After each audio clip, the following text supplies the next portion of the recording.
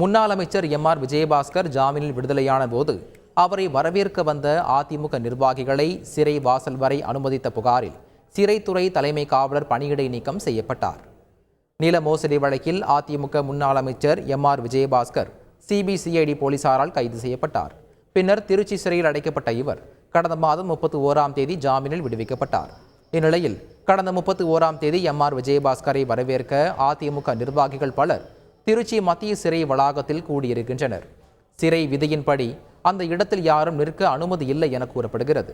இந்நிலையில் 50க்கும் மேற்பட்டோர் சிறையின் முக்கிய வாசலை அடைத்துக் கொண்டு ஜாமீனில் வெளியே வந்த விஜயபாஸ்கரை கோஷங்கள் எழுப்பி வரவேற்றனர். இந்த சம்பவம் சர்ச்சையை ஏற்படுத்திய நிலையில் இது குறித்து விசாரிக்க சிறைத்துறை ஏடிஜிபி மகேஸ்வர் தயாள் உத்தரவிட்டார். விசாரணையில் சம்பவத்தன்று சிறைத்துறை தலைமை காவலர் கணேஷ்குமார் பணியில் இருந்தது தெரியவந்தது. இந்நிலையில் தலைமை காவலரை பணியிடை நீக்கம் செய்து உத்தரவிட்ட அதிகாரிகள் மேலும் பணியில் இருந்த போலீசார் 3 விளக்கம் கேட்டு மெமோ அனுப்பியிருக்கின்றனர். செய்திகளை உடனுக்குடன் தெரிந்து கொள்ள உடனே சப்ஸ்கிரைப் பண்ணுங்க.